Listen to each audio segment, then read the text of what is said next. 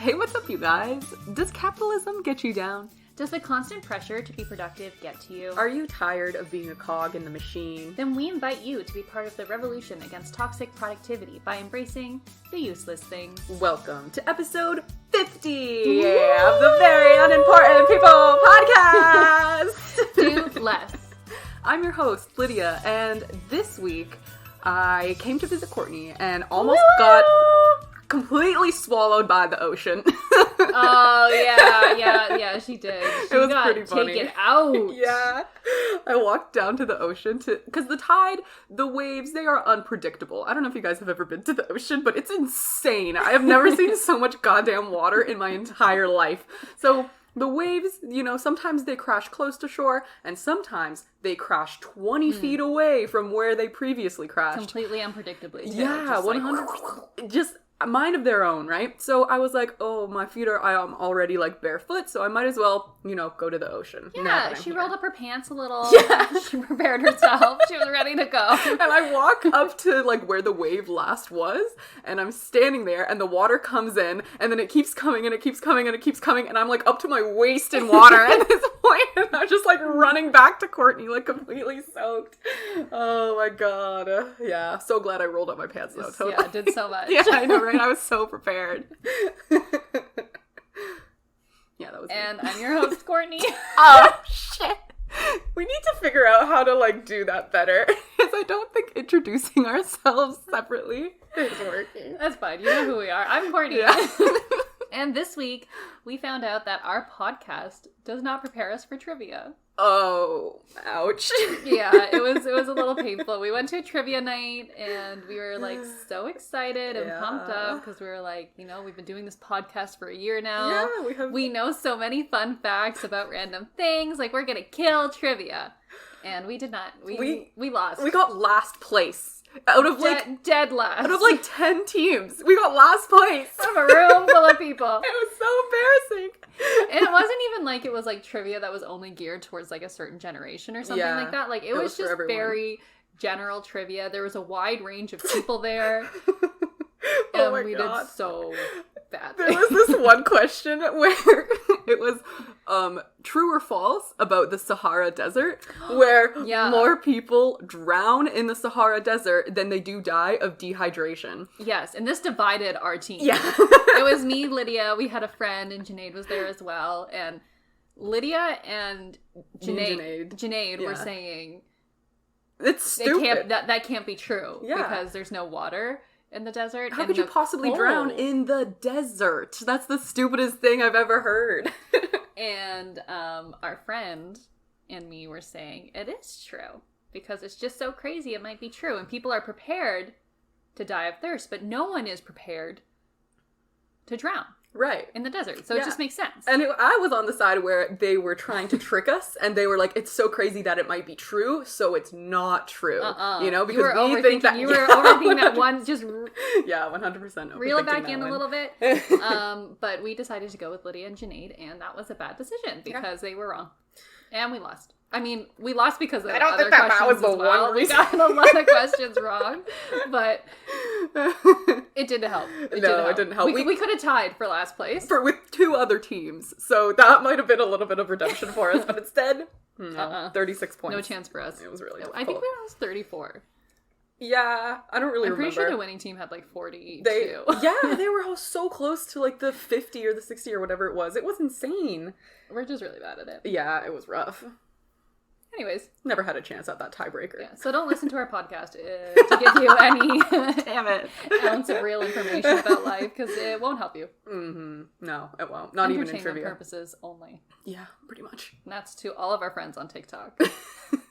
Entertainment purposes friends. Only. All of our friends on TikTok. No, love you guys. Keep sending in the hate. We love it. We live for it. It's the only thing we get at this point. So. Yeah. We'll take it. Oh my god. Lydia. Okay, take it away. I'm taking it away. I'm taking the reins on this one. So this week, Courtney and I have been binge watching Twilight, the Twilight saga. Just fun and fresh. Just something to do. Yeah. Just something we've never done before. So we watched Twilight, and then we skipped New Moon because, from what I remember of New Moon, it's basically just her being, like, depressed about Edward, and then she hangs out with Jacob a little bit, and, like, everything is totally cool, she tries to kill herself, like, 7 times. Right, and then she, like, does the motorcycle thing, she, like, gets a head injury, but she sees Edward while she's, like, driving the bike and stuff like that, just, like, completely obsessed with him, and then at the end he comes back, and he tries to kill himself as well in that movie because he thinks that Bella is dead. So overall, very, like, Shakespeare, like, Romeo and Juliet type of situation there, right? Yeah, I just made that connection too. Right now. So true. Yeah, right? It was almost. Yeah, and then they both ended up not dying, which is the opposite of what happens in Shakespeare's saga. But we love it, and we skipped it. Because even when I was reading the books, I'm pretty sure I skipped, like, half of that book. Because I was like, this is boring. Like, I read this for the drama, for the juicy details. There's nothing. It's just Bella. Like, I don't care about Bella. Anyways. And I was Team Edward for, like, pretty much my entire life. Me too. So to have so much Jacob was just a bit much. Like, the movie really made me more Team Jacob than the books did because Taylor Lautner is, like, really, really hot. So I was like, I think I'm Team Jacob. Oh, what's happening here? But little did I freaking know, as we will learn throughout this podcast topic, that Jacob is a little toxic too. Yes. He is so toxic. Okay, so basically... What's the opinion? The opinion is... that the Twilight saga pretty much taught an entire generation about toxic relationships and idealized those toxic relationships to a point of, like, pretty much no return. As little girls, as I don't know how old we were when Twilight came out, like 12 or 13 or 14 or something like that. I'm pretty sure grade 5. No, younger. Yeah. We were grade 5. Right? That's like 8 years old. No, that's way older. Like 10. Oh. If you're 6 in grade 1, 7 in grade 2. Are you 6 in grade 1? Yes, I was 6 in grade 1, but I have a late birthday, so you might have been 7 in grade 1.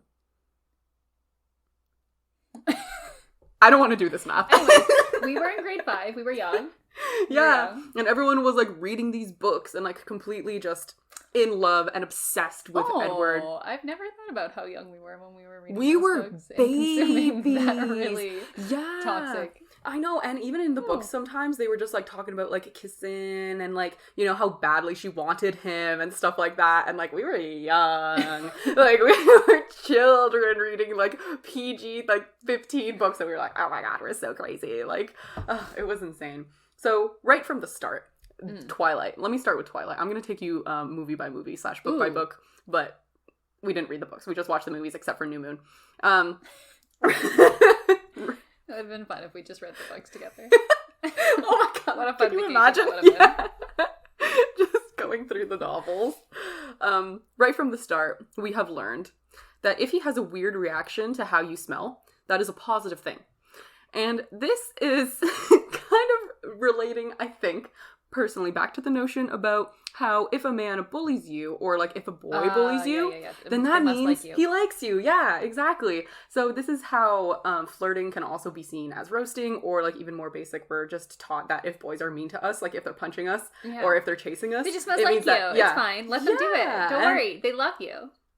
That's how they show their love. It just teaches that being mean is, like, a completely acceptable way to be treated. Yeah. And it's like, being aggressive towards a girl is totally fine. And then girls, when you're, like, sitting there and you're like, oh my god, I was fucking bullied. And then a teacher is like, it's fine, it means he likes you. Then you have to question your own, like, why am I crying if he likes me? Like, it's this whole backwards kind of mentality. And to even start as small as hating the way that she smells, which is what was happening from her perspective.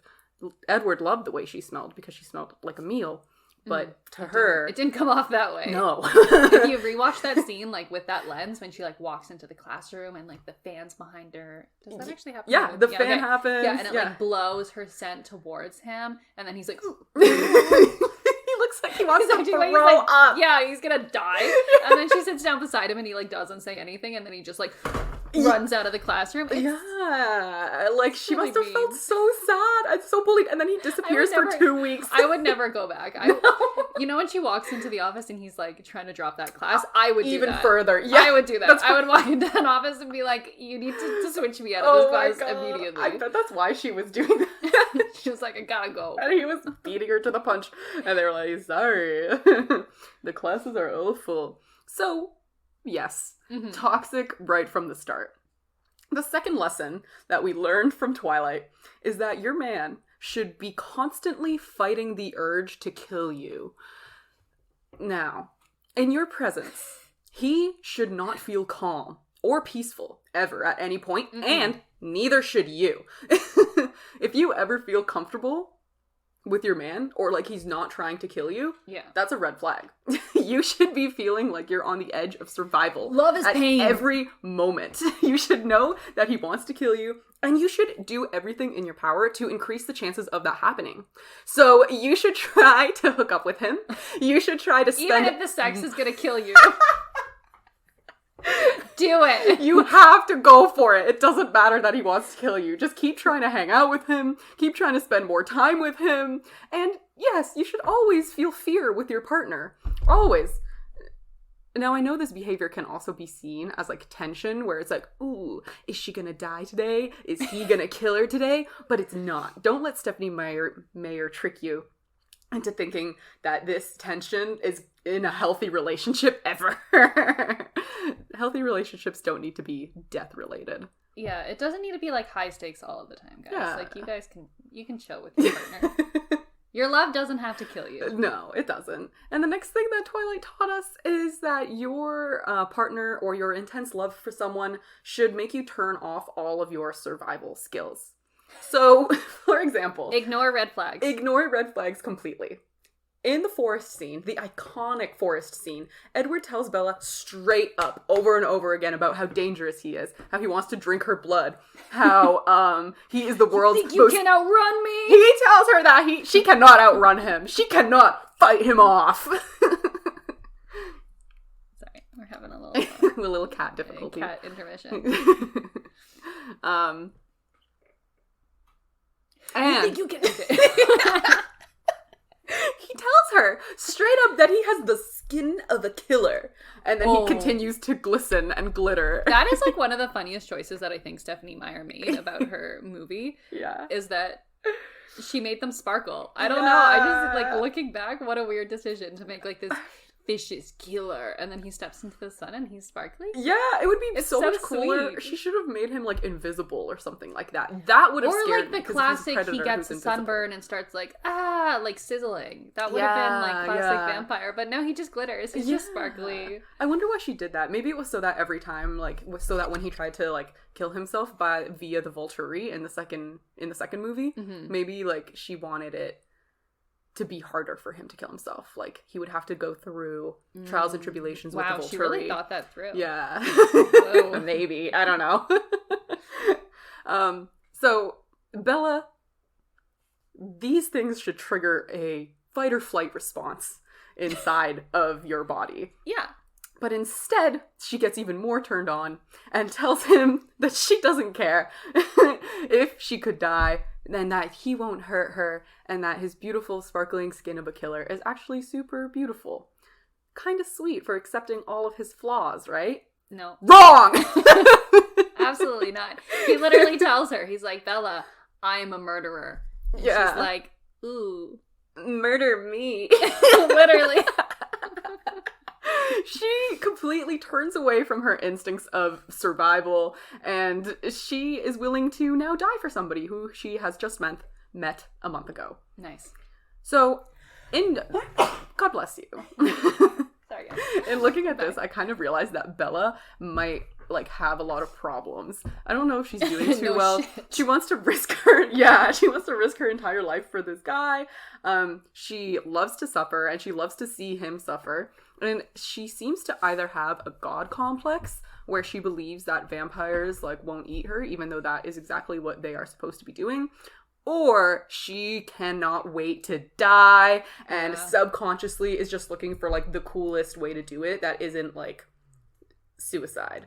but it's like something else, and it's like a really rad, like badass way to die. Yeah, like the fact she's like, oh, he'll kill anyone but me. Yeah. He won't kill me. Right? Like God complex, but also like a little bit like, girl, you trying to subconsciously die a little bit quicker than the rest of us. Like, we see you, Bella. So next, Edward shows his toxic traits. He stalks her. He shows her how possessive he is in the scene when the girls go shopping in Poor Angeles. Thank you, Zola, for your comment. And he, in a heroic move, stops those random guys from attacking her, right? And she gets in the car, and he's like, I'm so glad you're safe. I'll do, stop me from ripping those guys' heads off. And she's like, you should put your seatbelt on. And it's like kind of a cute moment. And it's like, oh, and then he mocks her. Yeah. You should put your seatbelt on. Yeah. It's just so iconic. So, as cute as it is that he rescued her from near death or some violent tragedy that would have happened, he was stalking her. Like, how did he know to be there? And she completely ignores that. She ignores the issue of him following her around, knowing exactly where she was. And also, in the books, and I guess you can infer it from the movie, he's following her through the thoughts of other people around her. So he like uses his power, reads into the minds of the people around her to figure out where she is and what she's doing and stuff like that. Nice. Yeah, so that's how she knew where she was with those guys, because they were like looking at her and stuff like that. Anyways, let's move on to New Moon. I know I said that we didn't go through it, but there was a couple of moments. Since this is Jacob heavy, and I do want to talk about how toxic Jacob is too. Yeah. We can go through New Moon a little bit. Are we going to touch on the love triangle as well? Okay. That's going to happen during Eclipse. Okay, great. Perfect. We can't. No. You can't ignore the love triangle. We were talking about this yesterday. It's so crazy. It's so uncomfy. And then it becomes like a love. Okay. I love quadruple. We'll talk about that later. So, Jacob and Bella have their little moments. Yeah. She does not accept his nice, normal guy love. And instead allows him... never win. Never. Yeah. Nice guy? Ew. Never. They always finish last. And that's why they will treat you like trash, I guess. In the words of Nigga Higga. Do you remember that song? That, like, YouTube video? Oh my god, I have to show it to you afterwards. This guy was, like, kidding. So instead of going and being with Jacob, she allows him to pine after her while she still tries to get over Edward. There's this moment when Edward thinks Bella is dead, and then he tries to get himself killed, which brings us to our next lesson. Kill yourself for your partner. You should not value your life at all, unless you are with them. If your partner dies, it means you cannot go on living or find someone new. That's not in the cards at all. Even if you've only dated for like a couple months. It doesn't matter. Let your teenage hormones rage. And just let all value, all self-worth fall to the side for this man. You should want to end it all if they are not around. I know they didn't specifically say this, but like as teen girls who like idealized this relationship, and like I wanted so badly to be a vampire too, and to have what Edward and Bella had. I don't know. It's so toxic. I literally and wanted also it. The fact that the premise of like New Moon is that Edward just leaves her, but then like is still kind of like controlling her in a way, and like keeping tabs on her, and like that is also kind of weird. It is, and that he like left her and like really hurt her to like quote unquote benefit her. Yeah, but then they both end up like trying to kill themselves. Yeah. It's just, he should have just stuck around. Like that whole book is so pointless because like he breaks up with her to protect her, and then they just get back together. And, like, nothing has changed. And now she needs to become a vampire, which could have been a solution at the beginning. We could have skipped that whole book if he would just be like, I have to leave you if you don't become a vampire. And then she would have been like, okay, I'll become a vampire. And then we could have skipped that book. And, like, that would have been toxic, too. Yeah, but it would have been less worse than abandoning her. Yeah, and we could have saved ourselves a book. Totally. A book. Oh, God. And then... this is actually a toxic trait kind of called stonewalling. So instead of talking about their problems, they basically abandon and put up a stone wall, I guess, which is so accurate for Edward because he is like a stone guy. And so is Bella because she's like the shield. Yeah, you're right. Okay, so basically it's like a toxic way of not communicating. It's basically the silent treatment. Okay. And something that I forgot, which I think is important, is that Edward abandons her in the forest and then the police have to come back and find her. Do you remember that? She sleeps on the ground in the woods for like a night, and her dad has to send an entire like police force to go find her. And that's where she sees the werewolf for the first time, because he like sniffs her out and finds her. That's so fucked up. Did not give a fuck about her safety whatsoever. Who does that? Like, moment. At least walk her home. Yeah. Don't call her. Like, in the woods. Like, she had no idea where the fuck she was. It was dark. It was gloomy. And she just slept on the ground. Like, bye. Not my problem anymore. Yeah. So, yeah, stonewalling is a sign of an emotionally abusive relationship where someone refuses to communicate or have a difficult conversation. And it comes off as a lack of concern for Bella's feelings. And eventually, like later, 6 months later or whatever, he was like, I was thinking about you the entire time. But that doesn't solve the problem of the 6 month lack of communication. Thanks. And in Bella's mind, she was just abandoned. And yeah, it was just very toxic of Edward. I'm not a fan. Bella also, though, is a thrill seeker. This just, yeah. It just keeps going back and forth. Together. No. I found out online from Psychology Today from this girl, Wind Goodfriend. She said that Bella actually has a character trait which is associated with or which is seen as someone who could be a future victim of relationship violence. Yep. She's thrilled by violence, aggression, and danger. Yep. And she is attracted to things that are dangerous, for example, Edward. And then something interesting she noted too is that she only started being attracted to Jacob when she found out that he was a werewolf and he could potentially kill her if he phased too close to her. Isn't she's like, ooh, okay. There's a little excitement here. You could kill me. Oh my gosh. So she's just like in a bad situation in the first place. She's just this like kind of very vulnerable character to be put in a relationship, and then she meets like the perfect guy who wants to control her and like be possessive over her, and it's just like literally they are meant to be. Yeah. But like sucks for them, and also sucks that like they were our role models for relationships. Oh my god, I know. Yeah, we got fucked up by that. Yeah. So, Eclipse. Edward exhibits more controlling behaviors. He messes up Bella's car so that she can't go see Jacob, controlling her decisions. He watches her sleep. This is a theme throughout most of the movies. Yeah, it's fucking creepy. It is creepy. Especially in like the first few books, he doesn't tell her. Yeah. He's just like sneaking into her room at night before they're even dating and watching her. Red flag. Red flag. Not that she knew about it, but still red flag. He drives like a maniac to scare her, possibly. This is a sign of an abusive relationship, according to the National Domestic Violence Hotline. He isolates her from her friends and family. Yeah. Oh my god, yes. Yes. I mean, in Breaking Dawn, they're literally going to tell like her whole family that she died. Yeah. They're like, we have to prepare. She can never talk to them again. Oh my god, that's so true. They literally thought that was the only way to do it. They were like, we have to start getting the funeral arrangements. Like, we have to tell Charlie that you had died. You're gonna have to call him soon. Fucked up. Poor Charlie has been through so much with this girl. And he's just like... She's trying to be a good dad. Yeah, but also, I think that Bella has like a lot of like issues like stemmed from family trauma because like they divorced when she was like 5 years old or something like that. And then she lived with her mom. And then her mom was like, fuck this, I'm gonna go travel with my new boyfriend. Yeah, that was like weird too. That like her mom was just like, bye, go live with your dad who you haven't seen since you were 5. Yeah. I want to go on the road with my boyfriend. Yeah. So... I can see where some of her abandonment issues come from. There might be some, a little cycle of... What is it? Like abuse? Generational cycle of abuse. Yeah, I think so. And then she literally like doesn't see her friends at all. I don't remember if they were in Eclipse whatsoever, but they were in Breaking Dawn, all of Breaking Dawn, part 1 and 2 for one scene. Yeah, that's it. She literally has no friends except for like his family.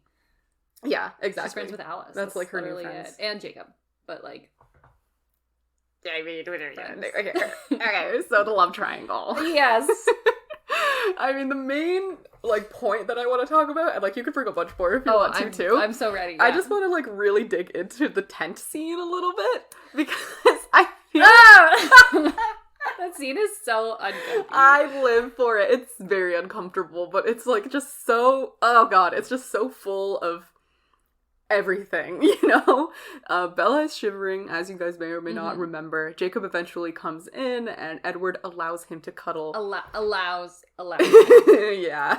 Otherwise, you have permission to touch my girlfriend. We don't need to ask her. No. Ask me.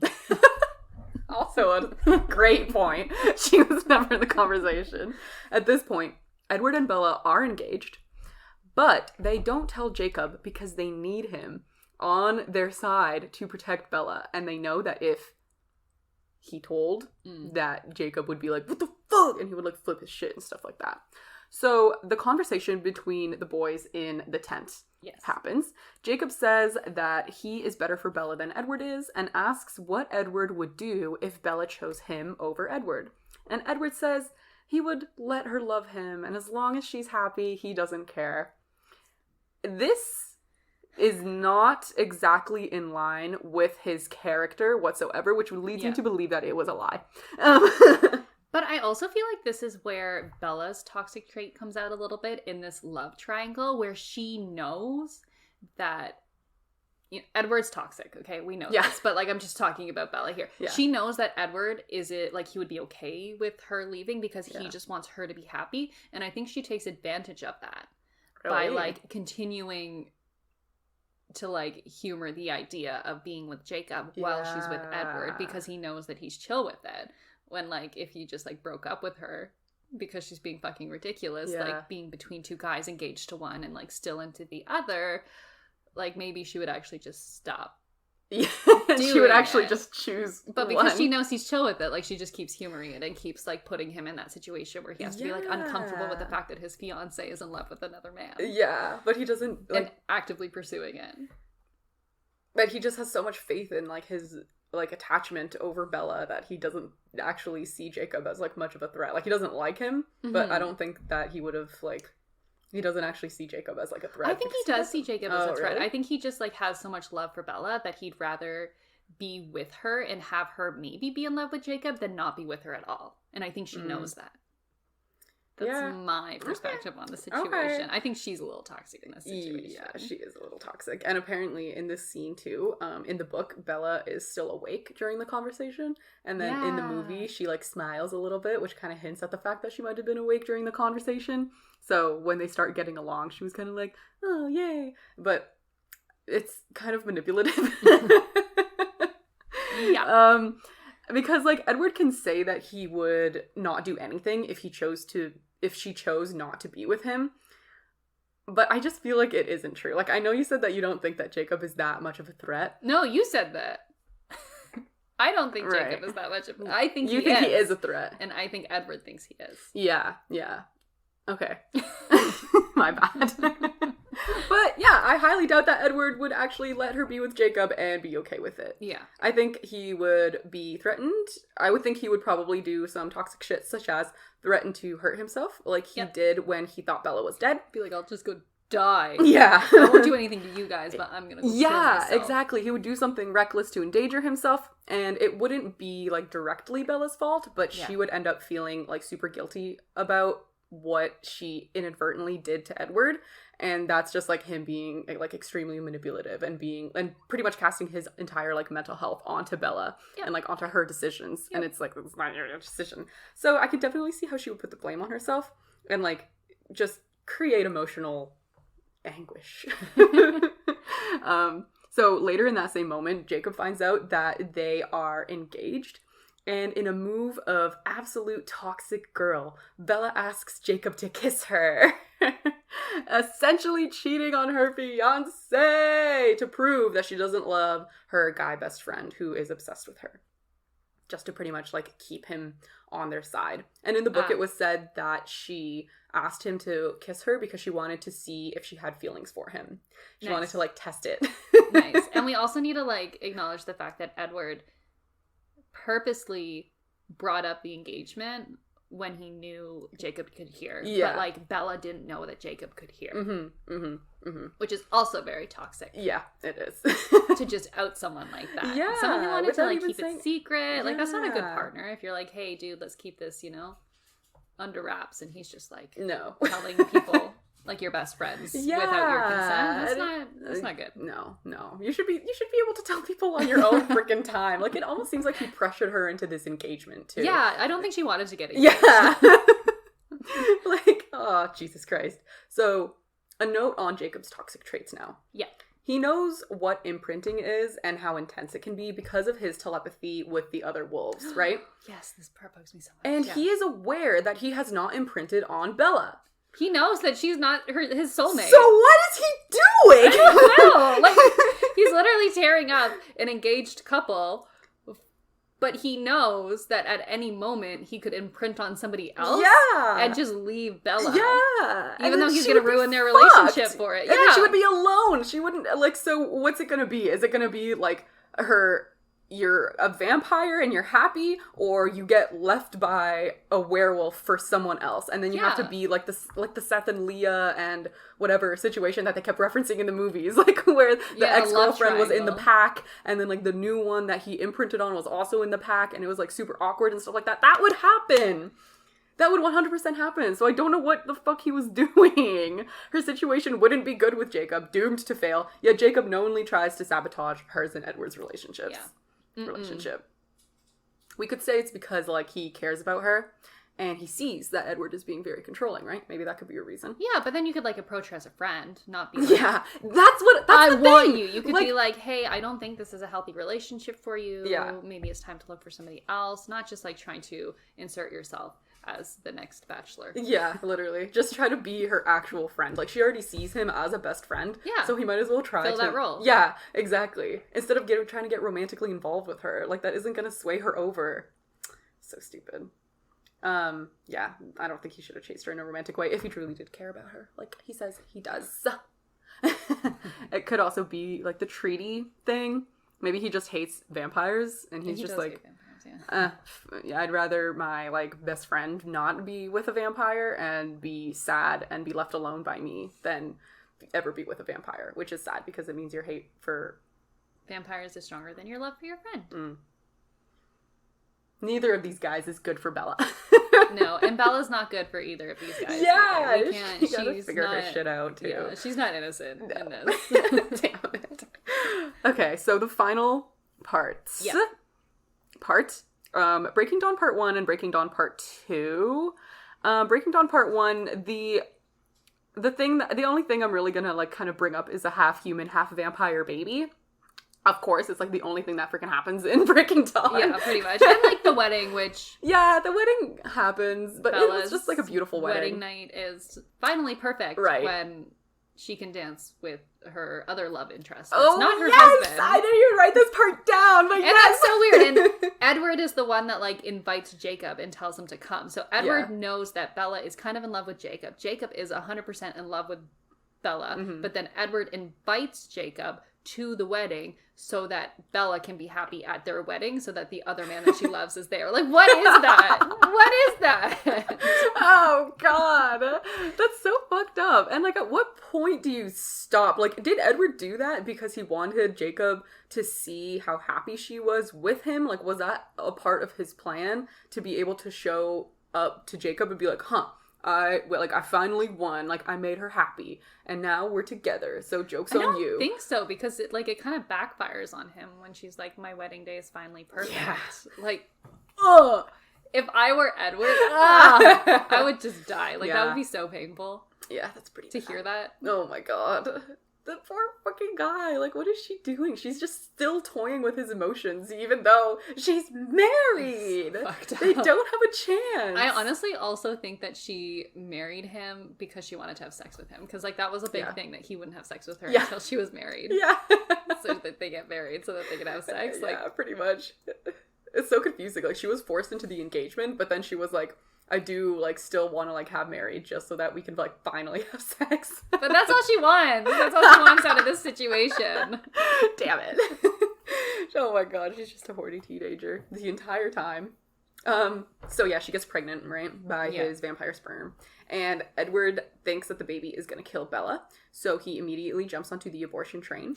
Yeah, he's so mean to her, too. Like, he doesn't even offer her any kind of, like, emotional support when he finds out she's pregnant. He's just like, let's go, let's get this thing out of you. And he, like, ignores her and, like, so mean to her. Yeah, and you could immediately see, too, that she wanted to keep the baby. Yeah, like, wanted to talk about it, you know? Yeah, just, like, it wasn't his decision to make, pretty much. Like, 100%. her body, her choice. So she has to call Rosalie. And, like, this is so wild because Rosalie doesn't actually care if Bella lives or dies. Yeah. She really just wants the baby. Like, that was really her entire thing, and Bella's using her for that. And the person who does care about her, Edward, says he would never be able to love a baby who killed his wife.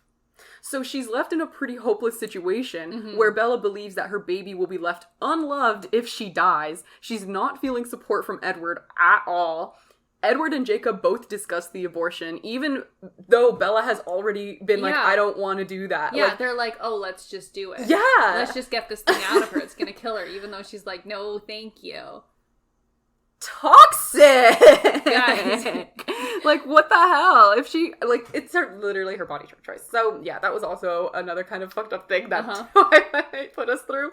And then Breaking Dawn Part 2, the only beef I have with Breaking Dawn Part 2, which is also, again, like Breaking Dawn Part 1, the only thing that happens in Breaking Dawn Part 2. No tea to Breaking Dawn Part 2, but not a lot happens. You know, like, 25 minutes of the movie is fake. Is the fake scene, yeah. Is a vision that doesn't actually ever happen. Yeah, it's such bullshit. So obviously Jacob imprints on Renesmee. It's so creepy. So creepy. It's just a situation where he's like grooming her as some weird uncle in love so that they could eventually be together. Since he loves her so much. It's creepy. And also they never question if that's what Renesmee wants. She doesn't even get a choice in it at all. I never even thought about that. Yeah, what if Renesmee doesn't love Jake? Yeah, and to quote Bella, you know, she's a baby. So I get that, like, you know, a baby doesn't exactly have a decision to make because it's a baby. Yeah, she's not in a relationship yet. It's a baby. But still, like, the choice was never hers to make. It was always going to be Jacob for her. Yeah. And, like, what if she didn't want that? Like, what would happen? That's true. Like, she's not a werewolf. She doesn't imprint back. Yeah. Like, she's her own person. What I was also thinking about is that okay, the imprinting thing. Is it like one person in the entire world is the only person you can imprint with? I'm not sure. I think so. Because that means if Jacob and Bella got together, Jacob would have never imprinted on anyone because Renesmee only happened because Edward and Bella had a baby. That's so true. So then Jacob and Bella would have probably been happy together. Because if he would have never imprinted on someone else. But he never would have imprinted on Bella too, right? He just would have loved her a lot. I guess so. And then he never would have yeah. But we wouldn't know that, right? Like, we would have no idea. So, like, her whole life would be spent in, like, is he gonna imprint on the next woman that he meets? Who's his soulmate? I know it's not me. Oh my god, it's your unborn baby of your ex-boyfriend. Oh, guys. So, yeah, I mean, what the movies have shown us is that what starts off as a controlling and obsessive relationship ends way worse than it started. Yeah. So maybe the lesson here is to just not. It's just not. Yeah, like, think through your choices, I guess. Mm-hmm. That could end up, like, dead as a vampire and your best friend being in love with your baby. Yeah. So, in conclusion, I guess what Stephenie Meyer was trying to tell us is just don't get yourself into this situation because it will end up being really weird.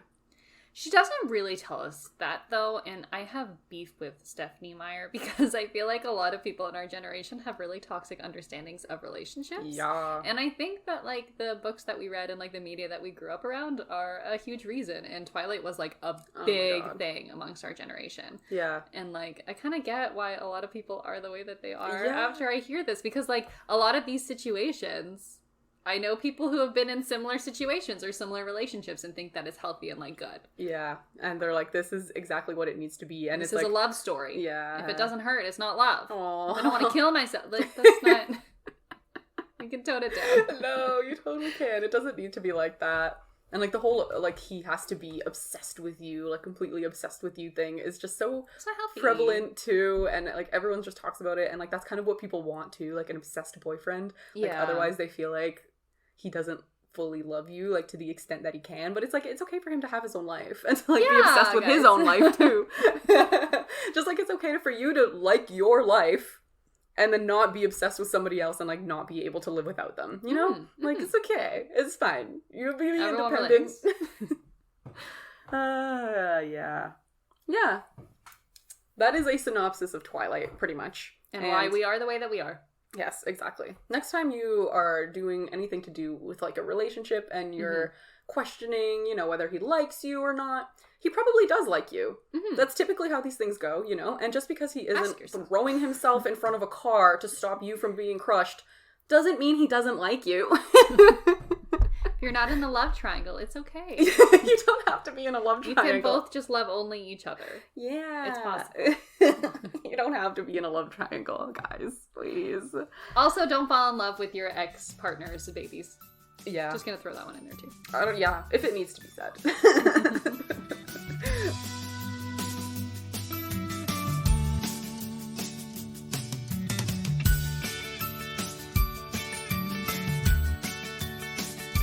Alright guys, welcome to the second half of the podcast episode, where this week I'm going to be talking about my opinion.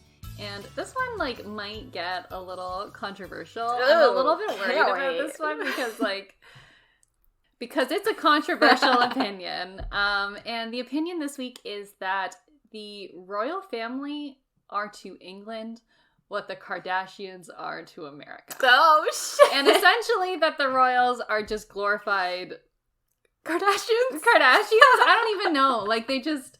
We'll get into it, but I don't really think they serve any purpose. So, basically, we all know the royal family. So Queen Elizabeth is currently the queen. She has all of her, like, sons and daughters and in-laws and grandchildren and whatever. And she's been the queen since 1952. And so I started this by looking into, like, what does the royal family actually do? Yeah. Because obviously right off the bat, I'm like, they do have one very defined difference, and that's their involvement in politics. Because, you know, like, it's a monarchy. They're supposed to be, like, ruling a country, whereas the Kardashians have no, like... They're not supposed to be ruling a country. Yeah, they're not really supposed to have political power in any way. Totally. So I wanted to Google, what does the royal family actually do? And so they basically have, like, 3, like, legal or political roles. And that's the first one is that they appoint and absolve governments. And all that means is that when the country votes a new person in, the queen says, it's them. She just has the final word. And then she gets rid of the other one. I don't know how that actually works, but... It's probably just signing papers. Yeah, she probably just has to sign a little something. Yeah, like, everyone else makes the decisions. The country makes the decision. It's a democracy. And then the queen just appoints it. They say, yes, good. That is... Interesting. That is the new head of state. Interesting how, like, you could make a head of state without someone to have the final say, though, too, you know? Yeah. Like, you know, we have a prime minister, but no one's like, I'm appointing you to be the prime minister. It's like the whole country kind of does it.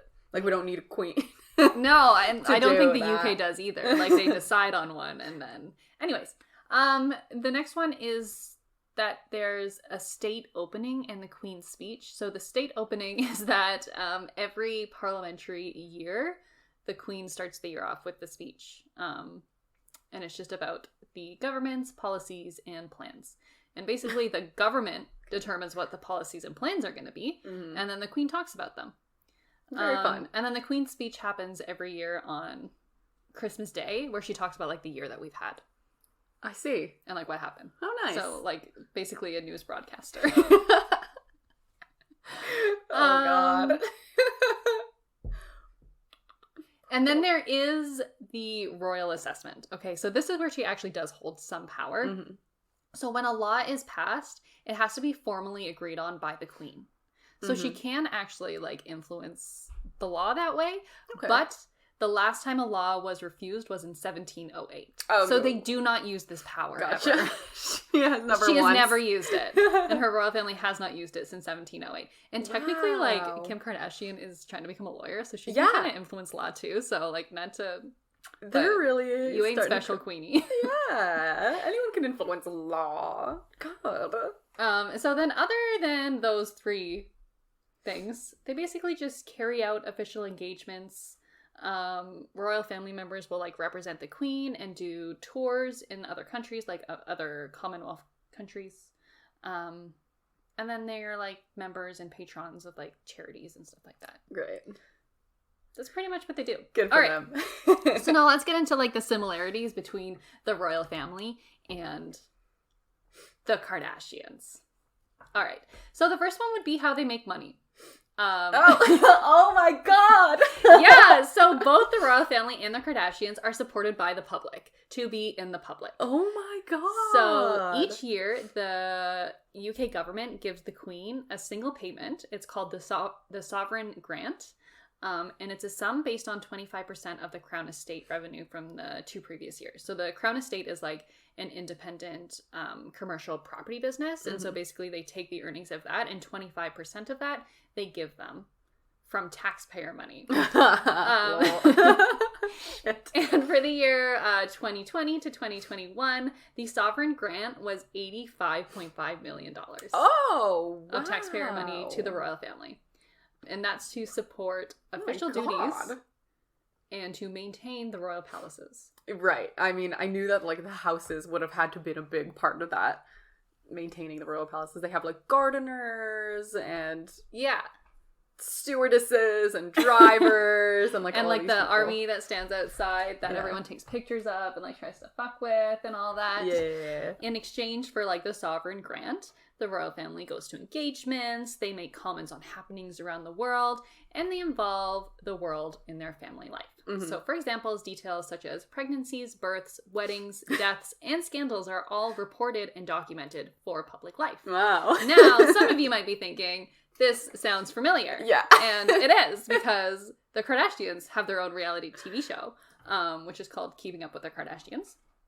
And that's kind of how they became famous, and that's kind of how they made like most of their money in the beginning. They do like other things now. Yeah. But in this case, they were literally just like paid to show the world their lives. Oh my god. Which essentially is what is also happening with the royal family. Oh my god, these guys, they're all just celebrities. Everyone's just like being obsessed with over nothing. Yeah. Over nothing. Over who their like parent was or like whatever, because you know like people like the Kardashians because you know their dad was like a controversial figure, and like the royal family just has like traditional or generational power and a bunch of influence. Controversial figures too. Yes. They have their fair share of scandals. Drama. Yeah, I feel like the scandals is mostly what I hear about, both with the Kardashians and with the royal family. Literally. Nothing else ever makes it to Canada. So yeah, Keeping Up with the Kardashians aired in 2006. And now like all of the Kardashians since then have branched out to become involved in like other aspects of public life. So a lot of them are like influencers on social medias, and like they make appearances and like date movie stars and like whatever, all that stuff. And just like the royal family, they also share all of their moments with the public. Yeah. So like births, pregnancies, weddings, and scandals. Oh my god. They share with the public. So moving on to kind of our second related point would be that both families operate as a business. Now, with the royal family, they specifically have something which, I don't know if it's actually called this, or if like, I think it was Prince Charles referred to it as this once, and now it's just like become the name, but they call it the firm. They call their family the firm? There's the firm. Okay, so the firm is the business side. Yeah. And then there's the family. So they kind of operate as both. It's a little confusing, but if you watch that like Oprah interview with Meghan and Harry, they referred to the firm a lot because like they didn't want to put blame on the actual family. They put it on the firm, which is the business of the family. Whoa, that's so crazy. Right. That's like the existing and public eye side of their life, right? Like they have their family affairs and then they have like what they tell the public, and that's kind of the firm, right? Yes. Okay, so the firm is essentially a formalized influencer business. Whoa. Is what it is. Essentially all it is. So the firm is responsible for their lavish televised weddings, their tours of Commonwealth countries, and public displays of like pomp and circumstance. So like when they're like showing off their lives and like doing parades and stuff, that's all the firm. Holy shit. And in like that famous interview with Oprah, Meghan Markle describes like an invisible contract that they have with the tabloids. Yeah. So the firm So the firm has a contract, an invisible contract. So it's not official in any way, but like it's known that they have like these agreements with tabloids that the British family will like let them take pictures of them and write scandalous articles about them and stuff like that for profit. Yeah. Oh my god. Oh my god. That's so crazy. They poor guys, first of all. Damn, that sucks. And the firm's contributions to the media industry is estimated to be about $70 million. About the amount that they like televise and release about the royal family that makes like profits on TV shows and stuff like that. And it's said that the royals don't personally benefit from it financially. Like all the money goes back to the firm. Right. But I think that's just like a really fancy way of like trying to hide the fact that they profit from it, because like they all share family wealth and like all of the royals are doing fine. Like they all have a lot of money. Yeah. So like the money technically goes back to the firm, but the firm is the family. Yeah. So the money goes back to the family. It gets cycled through until it comes back to somebody in some way. Otherwise they wouldn't do appearances if it didn't make them any money. They would just live in their royal palace and just like be peaceful there and just do their government business or whatever. % profit. Yeah. Yeah, 100%. The firm. Once again, Zola is giving her 2 cents out of this. And so, okay, a lot of people who are pro the royal family, have this argument that they like do a lot for the UK, and like the British economy. Oh, and what they do for the British economy, mainly their biggest contribution to the economy is tourism, because people come to the UK to see the royal family. Oh my god, yeah. Which is totally, like, not a real contribution, because they publicize their lives so that people start following their lives, like a reality TV show, and then people pay to visit them. Yeah, and then they get the tourism industry involved. Oh my god, that's so crazy. And that's the biggest contribution that they make. And then it's also, like, how are they making a contribution? And they say, like, oh, they donate a lot to charity and all that, but, like, they take taxpayers' money. Yeah. And reallocate and then just put it in charities. And like they have other venues of like income generation, like their little business that like owns property and whatever. But other than that, I don't know. It seems like they're just redistributing the money that they took from the public. I don't know. And then doing meet and greets with people from all around the world. Wow. And they also have these things called royal warrants, which are like stamps of approval that the royals can put on high-end consumer products. No way. And it will boost the holder's revenue by as much as 10% by putting this stamp on it. Great. Which is kind of like when influencers do those little ads for products, and they're like, I approve of this product, or like, as seen, as used by Kim Kardashian. Yeah.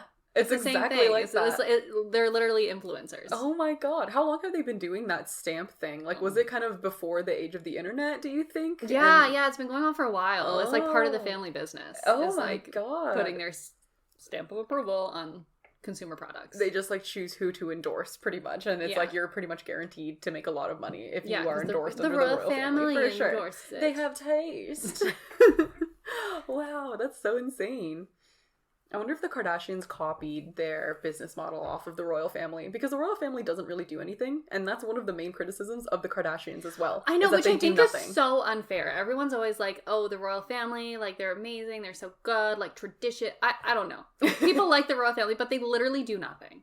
Yeah. They're symbolic at this point. The queen can, in theory, veto a law. In theory. In theory. She hasn't done it since the 1700s, but in theory she can. And that's pretty much like the only power that they hold, is that she can veto a law if she really wanted to. But like, I'm pretty sure the royal family would be canceled if she did.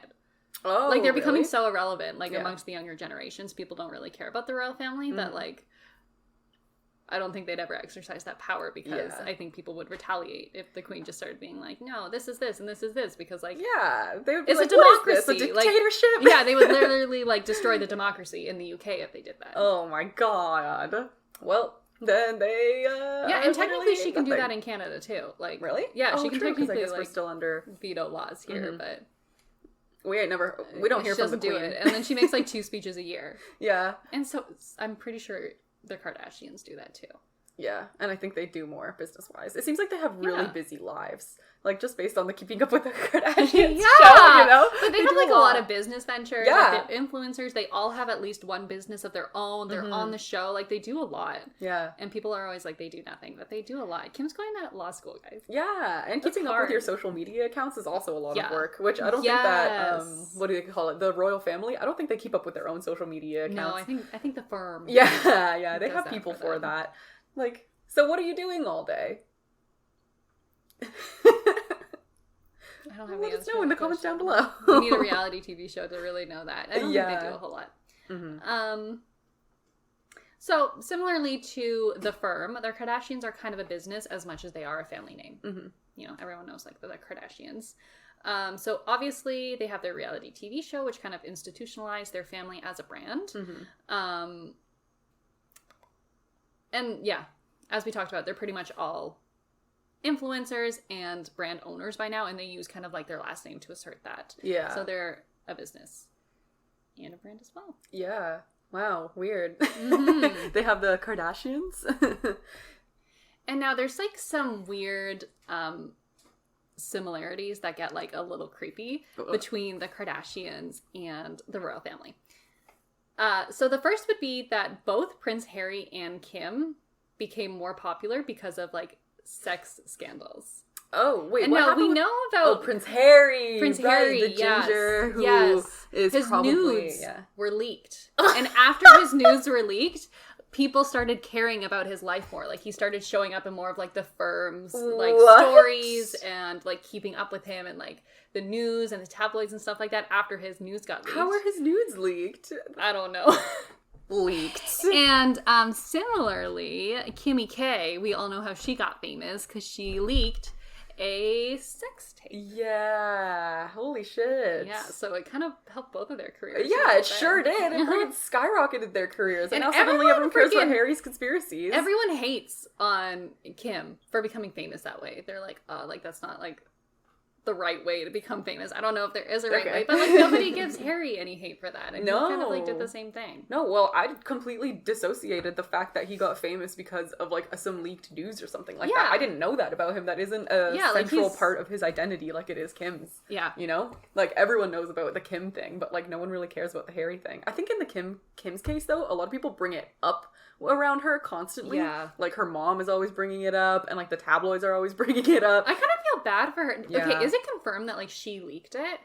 No, I don't think so. I thought that I thought someone else leaked it. I thought like her mom leaked it or something. Which is like awful. That. Like if she didn't leak that and everyone freaking hates on her for it, it's really mean. Yeah. To like have like a private video of yourself leaked and then to have everyone blame you for it as to where like that's the reason that you became famous. Oh, that's fucked up. If we're hating on Kim like that, then maybe we should be hating on Harry like that too. Exactly. That's all I'm saying, guys. Equality. Kate and Kim's weddings were within 4 months of each other, so they got married very close together. Damn. Kim and Kate both had really bad pregnancy complications that were highly televised in public.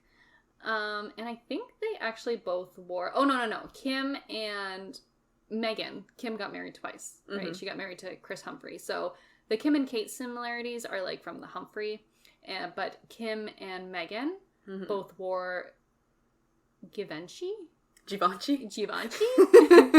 for their wedding. Yeah. So they both wore the same designer wedding dress, which is kind of cool. That is super fun.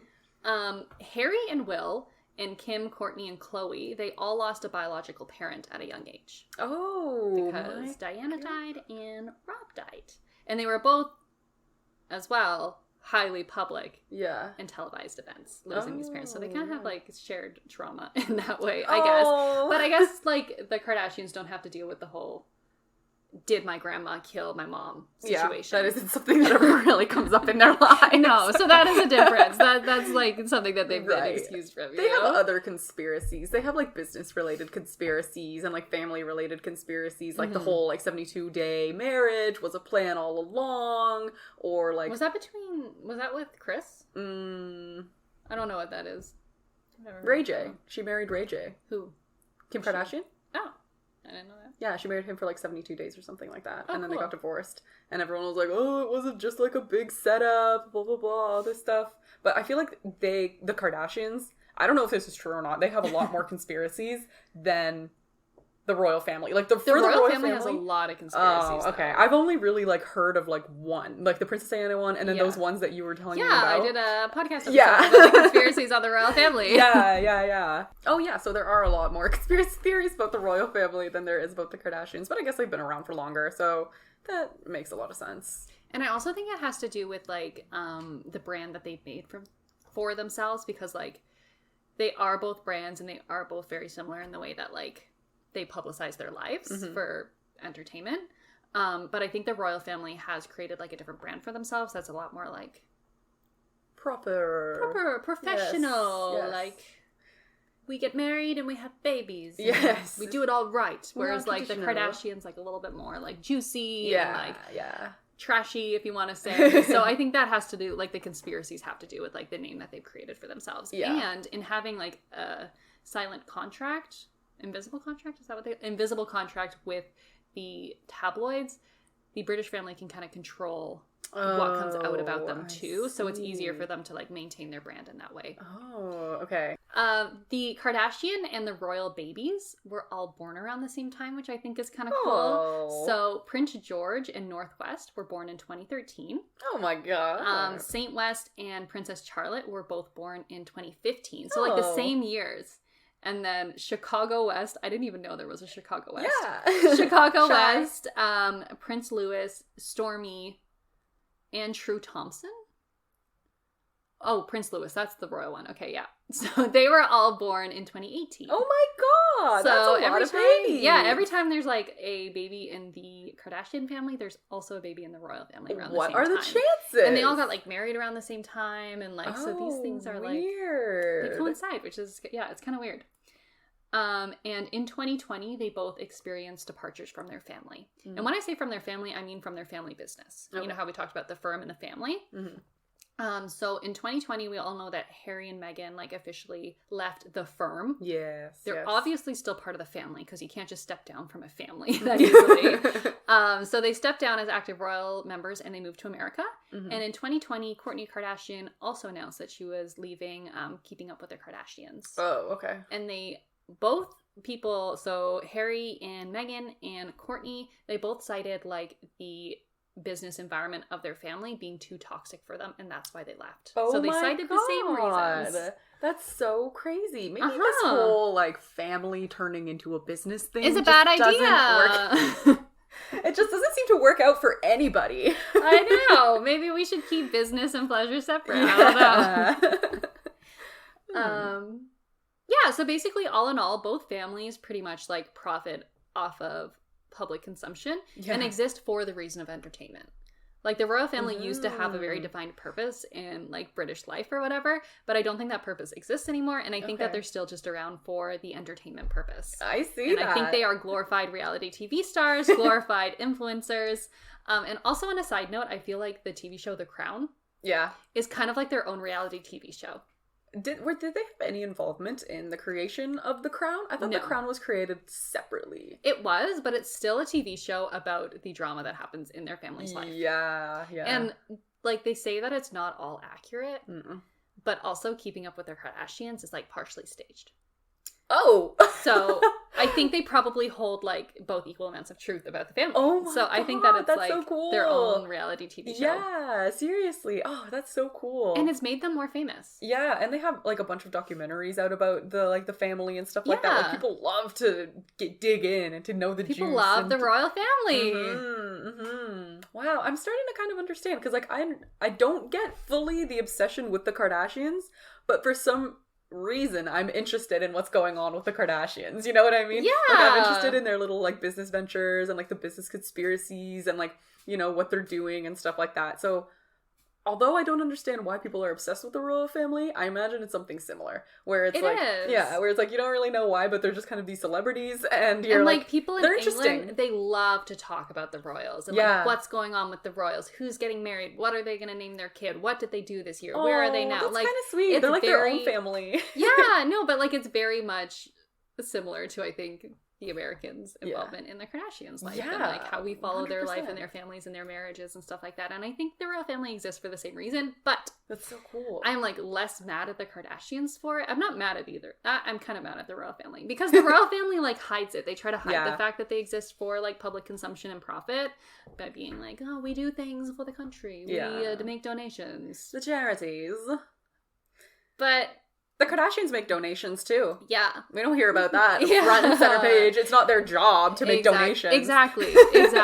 So the Kardashians are like very much more open about it and they don't try to hide it, whereas the royal family does. Mm-hmm. But I think that the royal family should just like start to really lean into it. I think they're scared that people are going to be like, oh, like now the royal family is turning into this like trashy reality TV show or something like that. Like if they don't need to make a self-aware. reality TV show, but I think they need to lean into the fact that they're there right now for public entertainment and for like income generation purposes because they are like completely losing the younger generation because no one like gives a crap about the royal family. No one watches the Queen's speech in our generation. Like, nobody does all of these things. So I think that they just need to start leaning into it and accept that they are the Kardashians of the United of the UK of the United Kingdom. My bad. Of the UK. That's so fun and fresh. That's so cool.